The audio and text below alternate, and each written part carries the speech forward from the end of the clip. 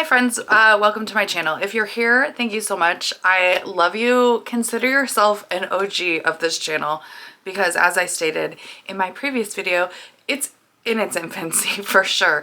This is not a new channel to me. This channel has been lurking in the background in private mode for many years, and it's something that I have wanted to do for so long. I watched a video this morning by a creator that I have been following for many years. I think her YouTube name right now is Julie Z, like Z-E-E author, I think. Julie Xantopoulos, I think is how you pronounce her name. Anyway, I've watched her for a long period of time.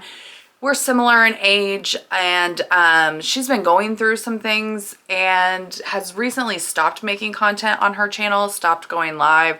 And she did a little update this morning, and one of the things that she spoke about in the video really resonated with me, that you don't have to have the perfect hair, the perfect setting, the perfect lighting, any of that. She was just gonna kind of let that go and do the videos. So I am here to do the same because at this point, it is not really about perfection. It is about consistency and execution and building my craft and learning through this process. So bear with me. These will be very amateur. I have a snoring dog at my feet. You're in my office. I'm filming during my lunch break. I'm hoping to do this in one cut, but I want to talk about some bookish things with you on this channel. And I had an idea for a book video that I thought would be fun.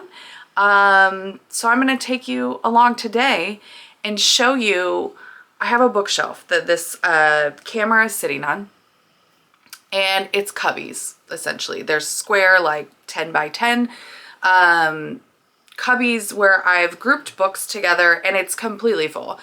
And I thought it would be fun to show you the books on my shelves and talk to you about, if I had to pick one book from each cubby, which book would I read next in each grouping? Because there are definitely books in my library that have not been read yet.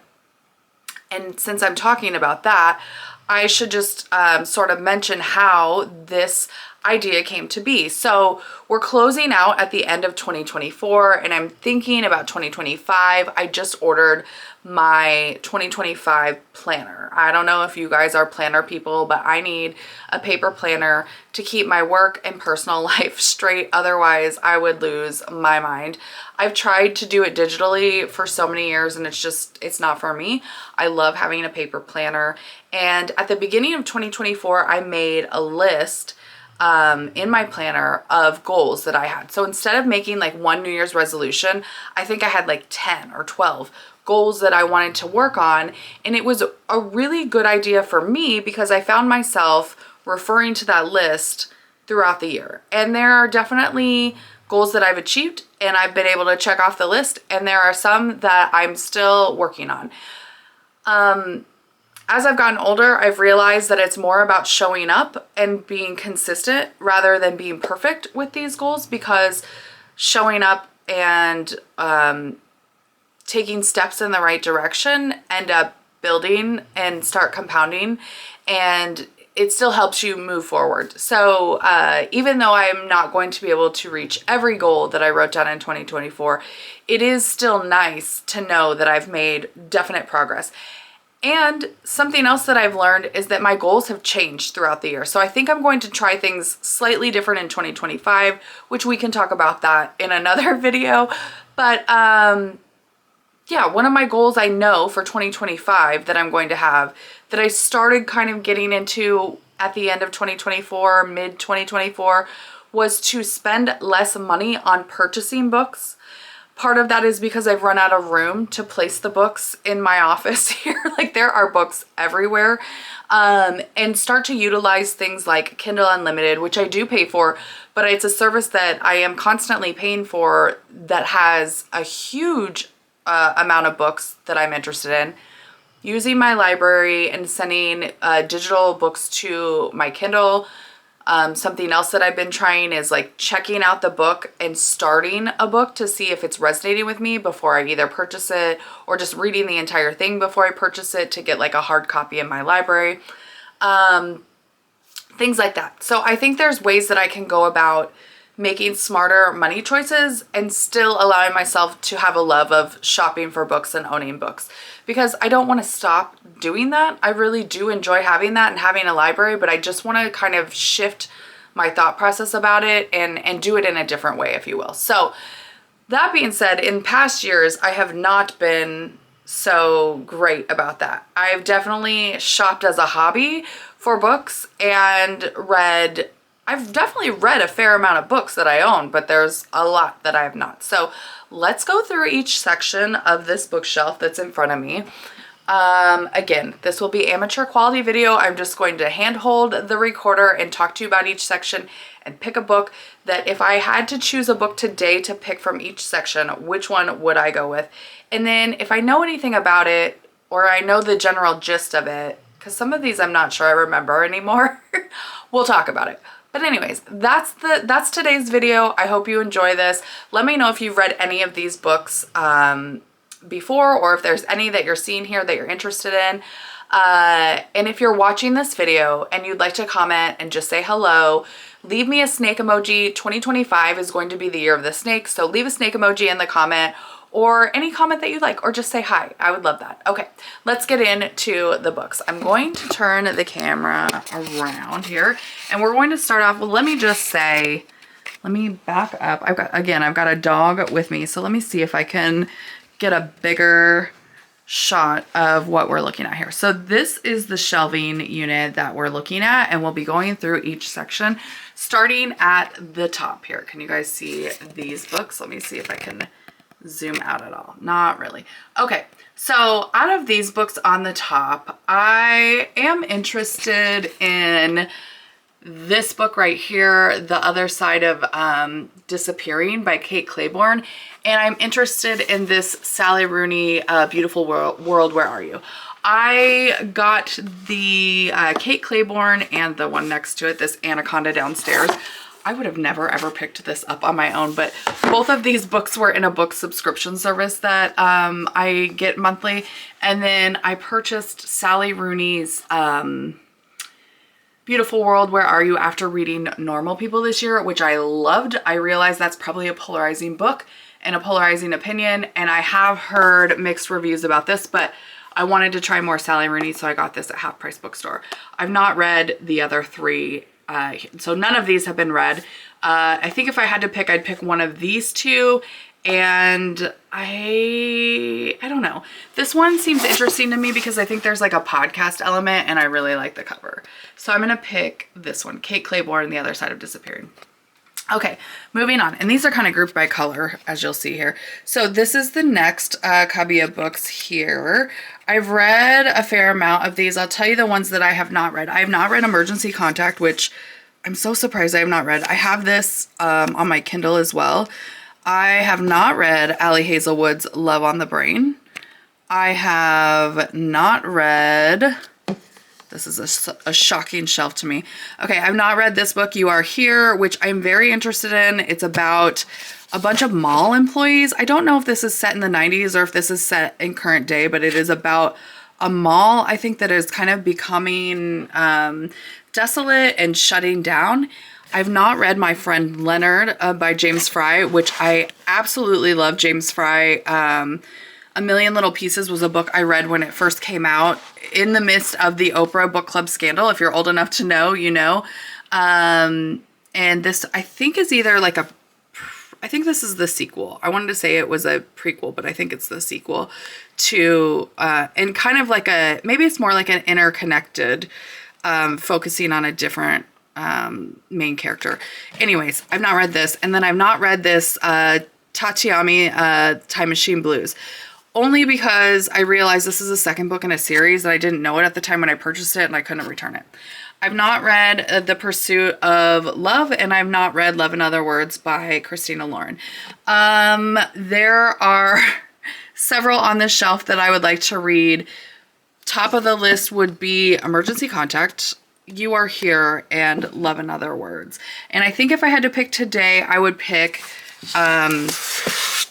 oh my gosh, we're dropping things. Again, very amateur, I'm so sorry. You Are Here, and this is by Karen Lynn Greenberg. And like I said, it follows some mall employees and some things that are happening at the mall. Okay, next shelf. This is another pink shelf. I love this little bunny. I think it's so cute. Let's see. What have I not read here? Let me think. I think there's a lot on here I haven't read. So I have not read A Girl Like That. This has been on my list for freaking ever. I have not read the Casey McQuiston I Kissed Shara Wheeler. I didn't hear much about this book at all after it was released, but I really loved One Last Stop by Casey McQuiston, and so I think this was the subsequent release after that. Everything After by Jill Santopolo. I freaking love Jill Santopolo. I've not read this. I don't think so anyway. No. Well, maybe. No, this is the one I haven't read. Of course, read this. I have not read A Totally Awkward Love Story. In fact, this might be one that I'm unhauling. I'm not sure. That's just not really catching my interest. I've not read Mr. Wrong Number. I've not read A Love Like the Sun. I have not read Tell Me Lies. I think if I had to pick today, I've been looking at this a lot lately. Mr. Wrong Number by Lynn Painter. I really, really loved the other book that's connected to this. I think it's an interconnected related characters. Yeah, it's in my yellow shelf, but it's The Love Wager by Lynn Painter. I loved that book. I thought it was so fun. Right now my mood would take me to Mr. Wrong Number just for something, you know, easy and breezy to read. Okay, moving on. We've got the lid to my candle that's going up here, so let's get rid of that. What have I not read in this? I've not read the Amy Winehouse book. My dog decided to chew on the corner of this at one point, which is unfortunate. I've not read The Boys on the Boat, which is very surprising. I am a rower. Everybody I have known that's rowed ever has read this book, even people that do not row, and I've never heard a bad review about it. Mimi and the Margins, I've not read. I have not read The Art of Racing in the Rain. I've not read The Late Americans, and that's it. Gosh, this is a difficult shelf because I know right now I'm in the mood for like lighter reads, and I don't think many of these are lighter reads other than Mimi and the Margins, which is not really jumping out to me if I'm being honest. I have a senior dog, so I don't know. It may be a long time before I read this book, but this was one I found in a little free library that I had to get. I think this one is the most interesting to me right now. This is The Late Americans by Brandon Taylor, and this one I think is like a young adult coming of age story about, you know, like just finding your way and learning who you are. And I know it's set in Iowa City. I live in Iowa. So that's interesting to me. It's at a location that I've definitely been to before, and so I think I would choose that. All right, off to the next set. These are just little notebooks here, so that's not part of the choices, but we'll go through the rest of this. This stack, I've read 2 of these, but I've not read The Best Hex Ever. I've not read The Dead Romantics. I have not read A Most Beautiful Thing, which is a rowing book. I've not read The Martian, which I got from my book club. Like, we had a book exchange, like a White Elephant book exchange. And let's see, I've not read Alex Approximately, but honestly, this is a YA book that was hyped a long time ago. I'm not sure that I'm still in the demographic for that. I've not read The Rock Eaters, and I've not read Iron Flame.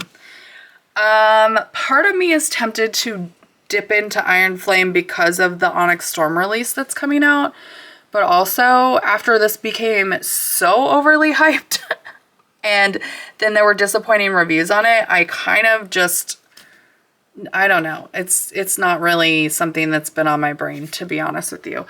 Gosh, out of all of these, none of these are really speaking to me, if I'm being completely honest. Like, this is not a stack that I would reach for, I think, at this time. I wanted to read these 2 in October, and I couldn't get to them.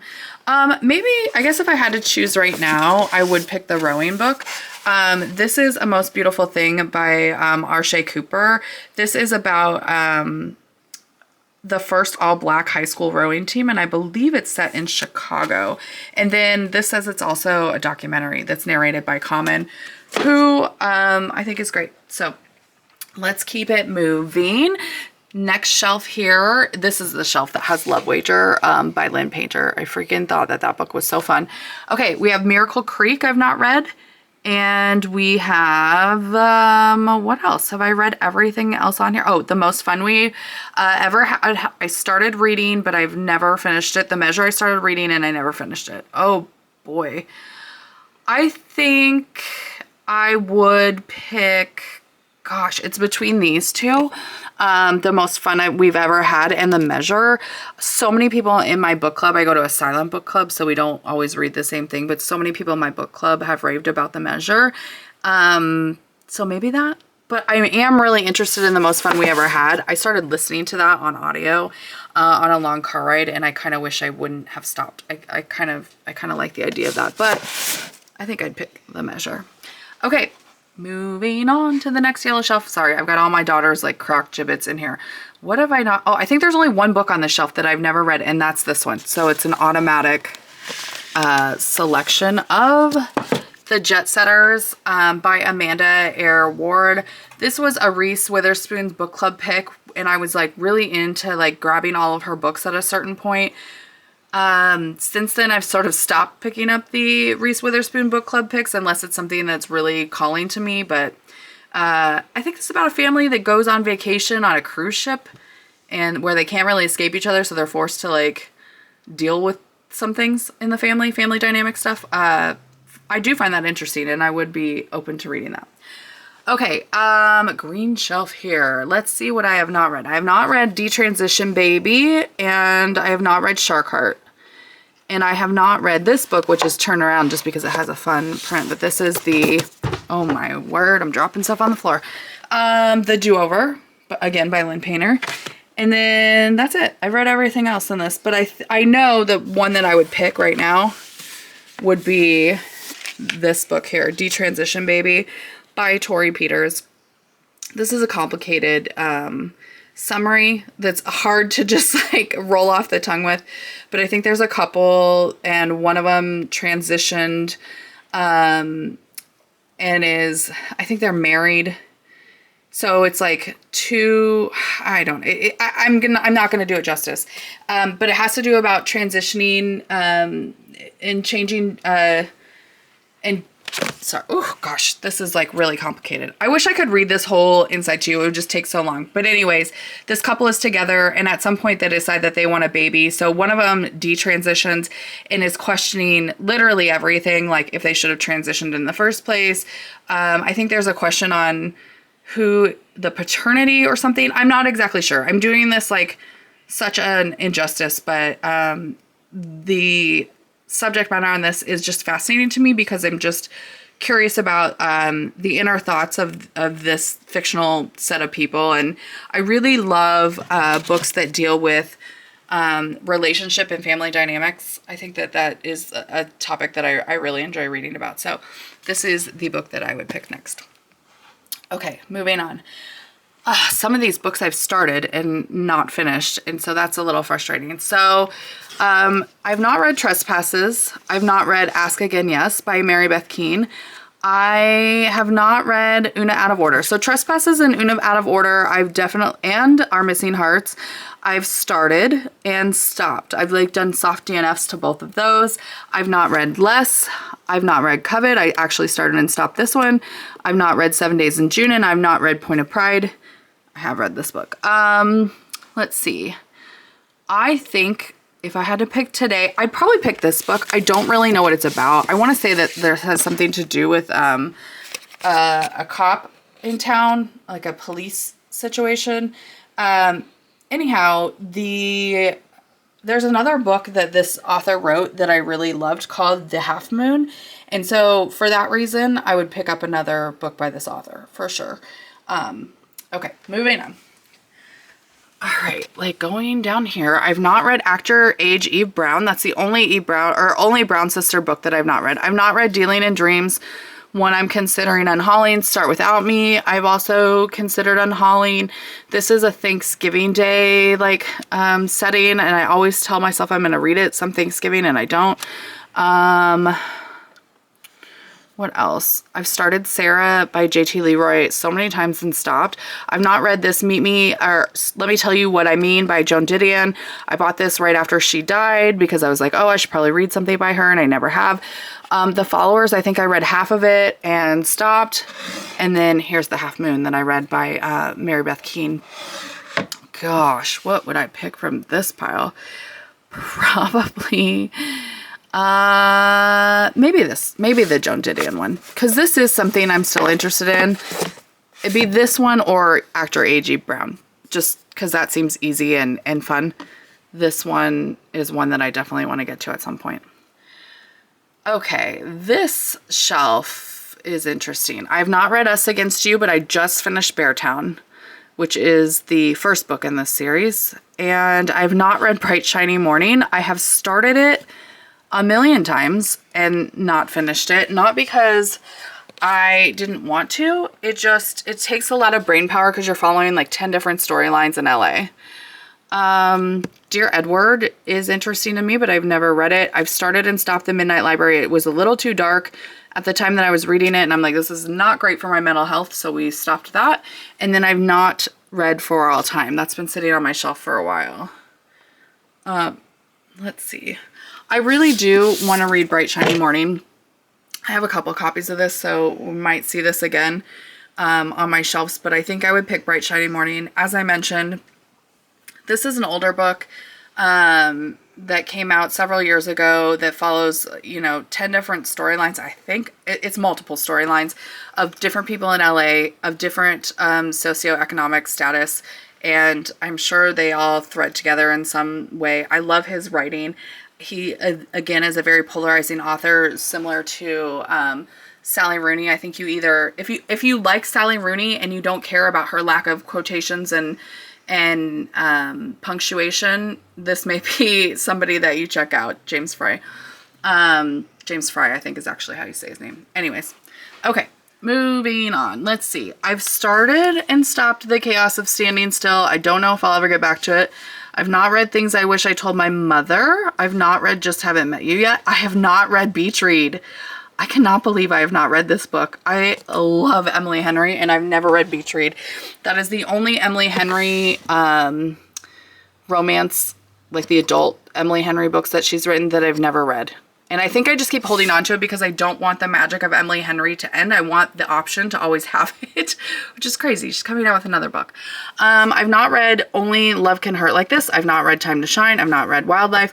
I started Really Good Actually and stopped it. I have read this. I've read this. And I have not read Hello Beautiful by Anne Napolitano. Goodness gracious. I mean, I'm gonna do it. I'd pick Beach Read. I'd pick Beach Read. I mean, come on. I don't think this book could be bad. There's no way. Okay. Anyways, moving on. Again, we have Bright Shiny Morning. I'll just show you this cover because it is a little different than the paperback, but I do have the hardback of Bright Shiny Morning. I've never read The Nightingale. I have never read The Last True Love Story. I have not read We Can't Keep Meeting Like This. Everything else I've read. So I'm not going to pick Bright Shiny Morning because that is one I've already selected, but I guess The Nightingale. I'm scared you guys to read Kristen Hanna. I found this in a little free library, and I've never read Kristen Hanna, and I have that. I have Firefly Lane. I don't know if I have anything else, but I don't know that I like historical fiction. But everybody says she's so good. So we'll see. Okay, this is going to get tricky down here at the bottom. I'm already like down on the floor. I've read all of these. These are just grouped by color here. We've got a bunch of tarot card decks down here. And then we've got these books down here, which are hidden and probably shouldn't be because I've not read, well, I started When We Were Bright and Beautiful and then stopped. And I've not read Ruthless Vows. And I've not read American Mermaid. There's a part of me that wants to read Ruthless Vows, but then there's another part of me that's like, it's more of the fantasy stuff in this book than it was like the relationship and romance stuff in this book. So I'm kind of like, I don't know. American Mermaid, I wanted to read, but now I don't know. I think I'm going to go with this. I did start this. This is interesting. This is When We Were Bright and Beautiful. I believe this is about, definitely about a brother and a sister or family dynamic. And I think the brother was accused of SA, and it's about like, did he do it or does the family believe him kind of thing. And then just talks about the complexities of family and supporting your family through, you know, some really wild situations. Okay. Moving on, we've got another like double stack here, so I'll move these. And the only book that I can tell you that I haven't read in this front stack is The Ballad of Songbirds and Snakes, which is the prequel to the Hunger Games set. This is 3 copies of Addie LaRue because I freaking love Addie LaRue. So I'm going to move that out and we'll look at the rest back here. I don't even know what's back here. Let's see. I have not read Buy Yourself the Effing Lilies. I've not read The 7 Husbands of Evelyn Hugo. I have not read Death of a Salesman. I've not read The Outsiders. I've not read All Our Hidden Gifts. That's it. So, I don't know. I don't know. None of these are calling to me, really. But I think maybe this would be something that I would, like, read at the beginning of the year to, like, kind of just start my year. Like, kind of that self-help book. Like, this is like rituals to like fix your life or whatever. I don't know. This is something that could either be like totally great for me or be like, maybe I'm not that interested, you know? So maybe that, I'm not sure. I do want to read the Ballad of Songbird and Snakes up front here, but this got meh reviews and now I'm just kind of like not as interested as I was when I pre-ordered this. I don't know. I don't know. I'm such a mood reader. Okay. Moving on, we've got this sort of like white and yellow shelf. I don't know what's happening here, but I have not read Ghosts by Dolly Alderton. I have not read Fleischman is in Trouble. I've not read Look. I've not read Reframe Your Brain. And that's it. This is a weird mix because it's like half fiction and half like nonfiction self-help business. It's so bizarre. I think, I know this premise of this book has been one that I've been interested in a long time. I think he's missing or going through a divorce or something. And it's about like, what the heck happened to this person, I think. The other one that's kind of interesting to me is this, this is like I think it's YA, so I'm not sure that would resonate with me, but it's like sort of an influencer and like everything that you see on like an Instagram or whatever is not actually reality. So I don't know if it's like mysterious in some way or thriller, but maybe one of these. That's what I'm gonna go with. Okay. And the last one down here.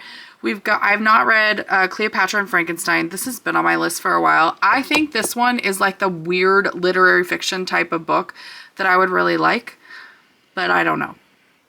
So there's that. I haven't read the rest of the American Royals, and I haven't read the last Always and Forever Lara Jean.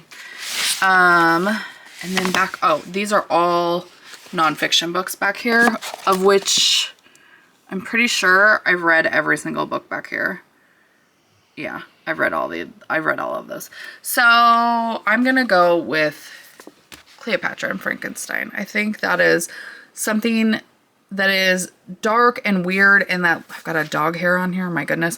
Literary fiction that I think would be right up my alley. Although I could be wrong, I'm not sure.